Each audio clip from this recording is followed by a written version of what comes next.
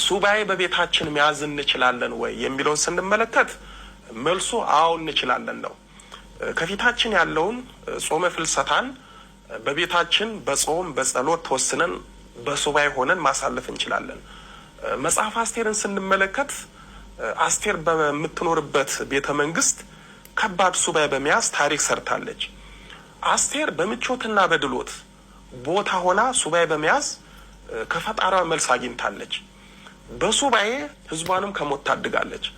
ዳንኤልና ሰለስቱ ደቂቅ በዋሻ ሳይሆን በናቡከደነጾር ቤተ መንግስት አስደናቂ ሱባኤ ይዘዋል። እነዚህ በተደላደለው በምቾት በተሞላው ቤተ መንግስት ሱባኤ ከያዙ እኛ በትንሿ ቤታችን መያዙ ምን ይከለክለናል? ለዚህ ሁሉ ግን የራሳችንና የቤታችን ሁኔታ ይወስነዋል። በመኖሪያ ቤታችን ለጸሎት የተለየ ክፍል ካለን ወይም የጸሎት ቤት ካለን ለሱባኤ የበለጠ አመች ይሆናል። ምክንያቱም ሱባኤ ከሰው መለየትን፣ ጸጥታን፣ ታቅቦን፣ መረጋጋትን፣ ትኩረት ሰብስቦ መቀመጥን ስለሚጠይቅ ነው።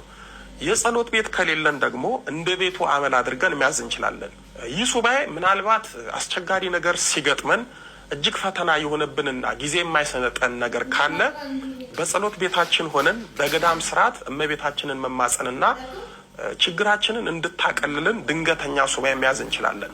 በቤታችን ዝግ ሱባኤ ብቻ ሳይሆን ልክ እንደ ሱባኤ በሰባቱ የጸሎት ጊዜያት ጸሎት እያደረግን በቤታችን ታቅቦ መያዝ እንችላለን። በተለያዩ ምክንያቶች በቤታችን ሱባኤ መያዝ የማይመቸን ሰዎች፣ በተለይም ምቹ የጸሎት ቤትና ቦታ የሌለን ሰዎች ባለን ቦታ ታቅቦ መያዝ እንችላለን። እዚህ ላይ ግር እንዳይላችሁ ወደ ማጠቃለያው አካባቢ ስለ ታቅቦና አጠቃቀሙ ነግራችኋለሁ። ሰው እንደመሆናችን መጠን የተለያዩ ችግሮች ይገጥሙናል። በየሰው መፍትሄ ለማግኘት ከመዞር በቤታችን ለተወሰኑ ቀናት ሱባኤ ታቅቦ ብንይዝ በእውነት መፍትሄ እናገኛለን። 100 አለቃ ቆርኔሌዎስ ከቤተሰቦቹ ጋራ እግዚአብሔርን የሚፈራና በፍጹም ልቡ የሚያመልክ እጅግ ምጽዋትን መስጠት የሚወድ ደግ ሰው ነበረ። በቤቱ ሲጸልይ የእግዚአብሔር መልአክ ተገልጾለት ጸሎቱና ምጽዋቱ በእግዚአብሔር ፊት ለመታሰቢያ እንዳረገ የሐዋርያት ሥራ ምዕራፍ 10 ቁጥር 1 እስከ 33 ላይ ተጽፏል። ዛሬኛ እንደ ቆርኔሌዎስ በቤታችን ብንጸልይ እግዚአብሔር የማይሰማበት ምክንያት የለም። ዋናው አጠቃቀማችን ነው። ነቢዩ ዳንኤል በአንበሳ ጉድጓድ፣ ሰለስቱ ደቂቅ በእሳት፣ ሐዋርያት በእስር ቤት፣ ቅዱስ ዮሐንስ በፍጥሞ ደሴት ጸልየዋል፣ ሱባኤ ይዘዋል። እኛ ግን በሞቀ ቤታችን መጸለይ አቃተን። የአስቴር የዳንኤልና የሰለስቱ ደቂቅ የቤተ መንግስት ሱባኤ የ100 አለቃ የቆርኔሌዎስ የቤት ውስጥ ጸሎትና ሱባኤ በቤተ ክርስቲያን ብቻ እንዳልሆነና በችግር ጊዜ ባለንበት ቦታ መጸለይና ሱባኤ መያዝ እንዳለብን ትልቅ ማሳያ ነው። አርምሞ ማለት ምን ማለት ነው? እንዴት ይያዛል የሚለውን ስናይ አረመመ ማለት ጸጥ አለ፣ ዝም አለ ማለት ነው። አንድ ሰው በሱባኤ አንደበቱን ከንግግር ገጥቶ ራሱን ለጸሎት አበርትቶ የሚቆይበት ጊዜ አርምሞ ይባላል። አርምሞ ከሱባኤ ጋር የተያዘ ነው። በሱባኤ መነጋገር የማንችልበት የዝምታና የጸጥታ ጊዜ ነው አርምሞ የምንለው። የአርምሞ ህይወት በገዳማት የሚኖሩ ዝጉሃውያን አባቶቻችንና እናቶቻችን ይኖሩታል። አርምሞ ለአባቶቻችን ከሰው ጋራ በአንደበታቸው የማያወሩበት፣ ከእግዚአብሔርና ከመቤታችን እንዲሁም ከቅዱሳን ጋራ በጸሎት የሚነጋገሩበት የሰላምና የጥሞና ወርቃማ ህይወታቸው ነው።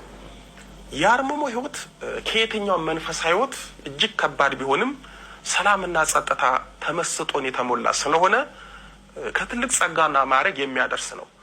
ማንም ሰው ይህንን ህይወት ለመኖር አይችልም ከእግዚአብሔርና ከእናቱ ከድንግል ማርያም ካልተሰጠው በስተቀር።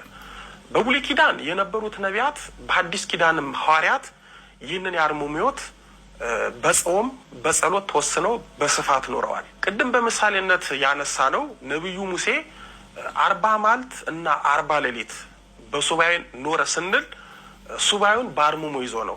ጌታችንም በቆሮንቶስ ገዳም የያዘው ሱባኤ በአርምሞ ነው።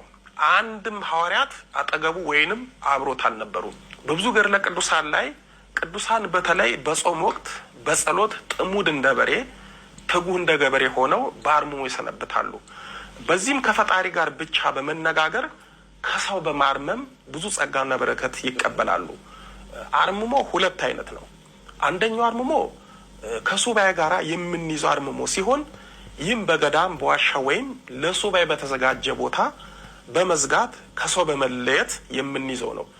ይህንን አርምሞ የጸሎት ቤት ካለንም በጸሎት ቤታችን መያዝ እንችላለን። ሁለተኛው አርምሞ